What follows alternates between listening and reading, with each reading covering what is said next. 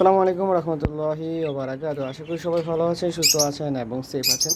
তো এখানে যে ভিডিওটা দেখতে পাখিটা দেখতে পাইতেছেন, এটা যদি ভালো করে একটু খেয়াল করেন তার হচ্ছে ঘাড় হচ্ছে হালকা বাঁকা। এখন বয়স হচ্ছে তার চলতেছে 1 মাস 15 দিন বা 20 দিন এরকম হবে। এক্স্যাক্টলি গণনা করা নাই আমার কাছে, ঠিক আছে। তো এই পাখিটার হচ্ছে ঘাড় হচ্ছে হালকা বাঁকা। তো এটা নিয়ে এটা অনেকের সাথে হয়ে থাকে, ঠিক আছে।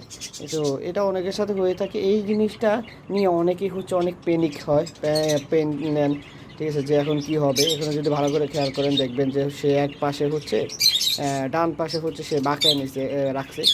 তো এই জিনিসগুলো নর্মাল বিষয়, ঠিক আছে। বাজরিকার পাখির ক্ষেত্রে এই জিনিসগুলো নর্মাল। যদি হচ্ছে জাপানিজের হচ্ছে, বিশেষ করে জাপানিজ বেবি যেগুলো বের হয় ওগুলো তো খুবই বেশি, একদম বলতে পারেন যে যদি 3টা বাচ্চা হয় 2টা বাচ্চা এরকম ঘাড় বাঁকা হয়ে থাকে।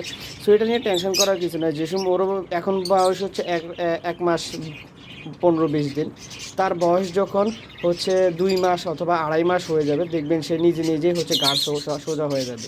এটা বয়সের সাথে সাথে ঠিক হয়ে যায়, ঠিক আছে। এটা নিয়ে টেনশন করার কোনো প্রয়োজন নাই আমার মতে। আমি এরকম অনেক আমার অ্যাবিলিটি এরকম অ্যাভেলেবেল পাখি হচ্ছে, এবং পরবর্তীতে আমরা দেখতে পাইছি যে 3 মাস বয়স হইতে হইতে আমরা দেখছি যে আস্তে আস্তে হচ্ছে পাখির ঘাস নিজে নিজেই সোজা হয়ে গেছে। আমাদের কোনো কিছু যে এক্সট্রা মেডিসিন বা এমন কিছু এরকম কিছু খাওয়াই নেই।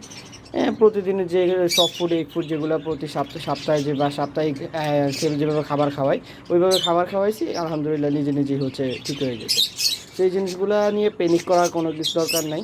ইনশাল্লাহ নিয়ে যখন হচ্ছে বড় হতে থাকবে তখন হচ্ছে বেবি নিজে নিজে ঠিক হয়ে যাবে। Thank you so much for watching. আল্লাহ হাফেজ।